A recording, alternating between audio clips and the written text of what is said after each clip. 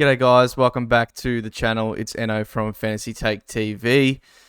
Finally going to release a SuperCoach video for this season. I'm not dead. I am coming back for the season. I might be taking it a bit of a laid back approach towards YouTube. You know, we'll still do the podcast every week. Very keen on doing that with the boys, but I don't think there'll be too many videos on my channel outside of just what my team's looking like, you know, pre-season, and then obviously during the season, your sort of weekly videos. You know, do enjoy talking with the boys, probably a bit more about SuperCoach than sort of sitting here talking to myself or talking to you guys, but I still do want to update you guys on what I'm thinking, just alone, and then, you know, how my team sort of looks into the season. Then I'll probably just, yeah, as I said, do the one a week videos, you know, weekly updates, how I'm going, what I'm thinking. I don't think I'll venture too much outside of that. So yeah, there will be a podcast soon. I'll jump on with the boys, probably next week, I'd say. I think they released one a couple of weeks ago, but yeah, we'll definitely get back into that soon. Just had a lot going on, sort of the end of last year, this summer. Wanted to take a bit more of a break. You know, moved house, had a bit of internship stuff going on with SEN. Worked at Collingwood for a bit actually during the final series, which is awesome. And just sort of settled in now, and you know, footy isn't far away, so I thought it better come back and make a quick video on what my team's looking like just at this stage. And yeah, we'll keep it short, we'll keep it sweet, and I'll leave some bigger discussions to the podcast that we'll be releasing soon. So defense, I guess the first one is, you know, Nick Dacos or not, and currently I don't. I've got Sicily and Stewart. I'm going to say it a lot in this video and probably try not to as we get through it quickly, but obviously the early buys and this round zero stuff is really going to affect, or should at least come into consideration with some of your selections. I don't think you want to just completely wipe off anyone that has an early buy and not pick them. And I also don't think you should be trading and flipping too many primos. You know, we have 40 trades this year. That obviously is the most we've ever had in a SuperCoach season. You know, I think fantasy has 49, so we're getting very close to being, you know, pretty much a fantasy game. But you still don't want to be wasting too many trades. You know, you could have an outlier year of injuries. And to be fair, if you're probably copying too many, you're not going to be going too well in the rankings anyway. But, you know, you just want to take that stuff into consideration. The early buys, you know, don't want to flip too many primos, but at this stage I'm not picking Nick to start. Obviously we'll be looking to get him straight into my side after his bye. But Sicily, Stewart, I think Hardwick's moving to the forward line. I put out a tweet today, and he took about 83 of their 230 kick-ins last year, you know, which is a good third of them. So him leaving frees up a lot, you know, of opportunities for Sis to get. I think he only had 40, or, you know, had 40 kick-ins of 230. Of course, Amon, who's switched to halfback, I believe might take a few, and others, but that's an upside thing for Sis. And I think the other upside is he had a lot of points lost from Clangers last year. I think was up near the most in the league.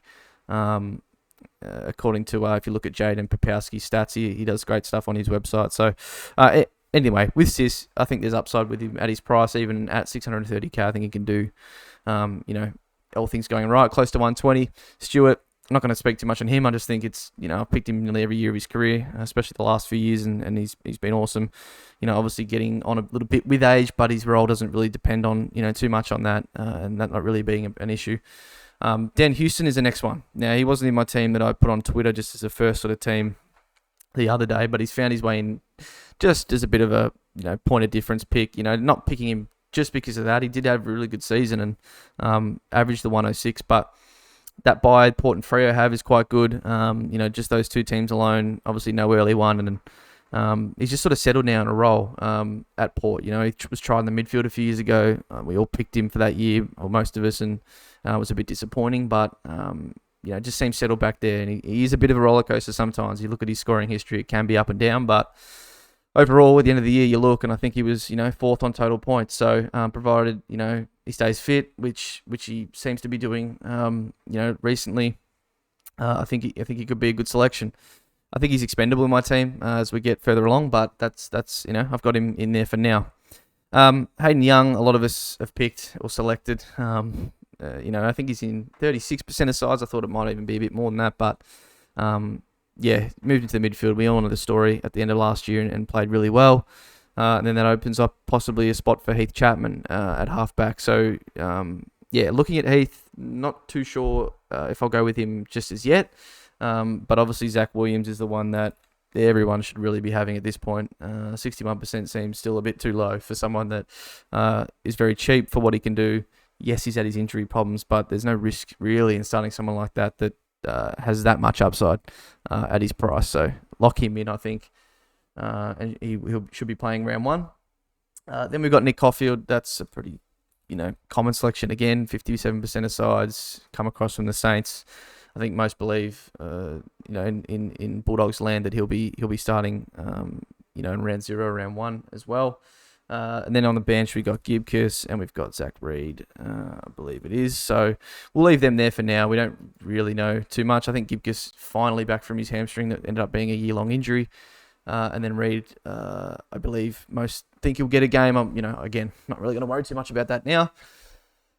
Bont. So I do have him at the minute. He's, again, probably expendable along with Houston, depending on structures and rookies and whatnot. But I think out of the two, with Nick and Bont, who are probably the two, I would predict high scorers in the game this year. Maybe Tim English obviously will sneak in there again, or but at least be around the mark. Whilst Bont is obviously much higher price than Nick, I think gives you that certain captain's option, but doesn't have that early buy. So, look, it seems like a bit of a just buy pick, but it is a really good fixture they have. They have the last buy right up in round 15. And Bont's Bont, he's in his prime. Averaged just under 130 last year. I don't really see a reason why he can't do it again, but I still think, you don't have to start him. He can definitely drop in price, and he might find his way to my team at some point as well. Then we got Butters, sort of, one of the new age. I think you'll see, that's sort of a theme for the rest of my team is sort of the new age kind of mids. We got Butters. I've got Sarong in my team at the moment, and I've also got Tom Green, and that spot I've sort of been tossing up, for a cheaper player. There's Nick Martin, there's Matt Crouch, and then it sort of frees up money elsewhere. But if I don't see, we'll get to the forward line, another mid-pricer or value option that warrants me going down, I think Tom Green is a good option to at least start the year. They have North and West Coast to begin, and then see what happens there. Sarong is just one that, his just role is so set in that team, in and under mid, attends, number 1 CBA mid, and just really had a good breakout year last year. So those guys are sort of the new age. There's obviously Errol, there's obviously LDU, but Errol's another one like Green with an early buy. Dunks is as well.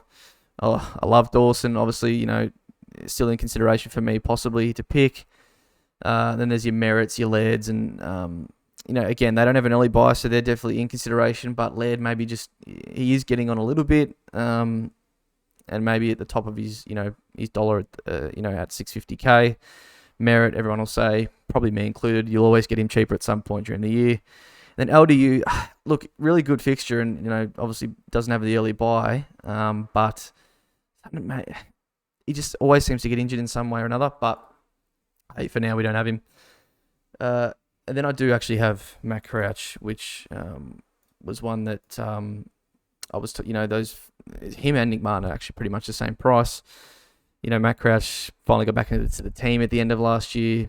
George is telling me that, reading all that he does about his own team, that he's having a really good preseason and should be in the 22 to at least begin, and is looking really, really good. And I think without the sub game last year, he averaged 107 or 108 or something in sort of the last 5 or 6 games in the run home. So, definitely in consideration for me. He's in my team currently, and we'll see how that fares later on. Next is we start getting into sort of the cheaper players. McKercher, obviously a high draft pick, is going to by all word play half back to begin. Sanders, they might be spotting him, in the midfield to begin. With Baz doing his knee, and then McRae having a bit of an interrupted preseason as well. And then again, just filling out the rest of this with players, rookie price that have some hope of possibly getting a game to start the year. So we've got Matty Roberts, Sharp, Clark, and then I think the last one is Simpson. I don't know. Honestly, we'll see what happens with that as we get closer towards the season, and obviously through the preseason games. Then we've got the ruck line, and pretty much every team I've seen has got Gawn and has got Grundy. And look, Grundy to me is one of the bigger locks in the game at his price. Obviously does have an early buy, but when these two are on separate teams again, it seems like we're going back to the same old, same old. Grundy at a very, very good price. Max at a, without Grundy last year, when Grundy got kicked out of the team, he went on a really big tear. And so obviously he's underpriced for what he can do as a solo ruck at, price, 104 was his average last year, and we know what Max can do. He is getting on a bit. And for now, whilst I'm having a bit of fun in February, we're not going to have Max in there, and we're going to have big old Shrek, because why the hell not? Actually looking at his fixture, it's pretty bloody good to start the year. Obviously, with Freo and Port, as I've said, have that really good buy that's on their own in round 12. In round whenever it is, like 13 this year. But Brizzy to start, I think McInerney's not the biggest easy kill in the world, but then it's North, and it's Adelaide, Carlton, Port, West Coast.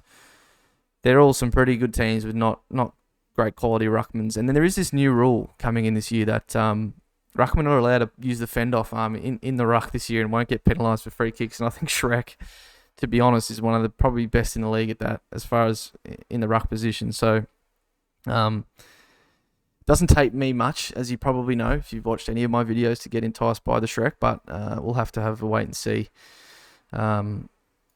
I don't know how I feel about that in a few weeks' time. But then we got Sweet. As far as I know, I think the word is he will get the number one ruck position to at least start the year. And I think there was a quote from Hinkley that they won't be playing two rucks. So, they've gone out and got Soldo and Sweet. And then I think they've still got, Vicentini on their list. And he reckons you'll only play one of them. Not too sure what's going on at Port. But as far as I know, Sweet's the one that'll get the gig to start.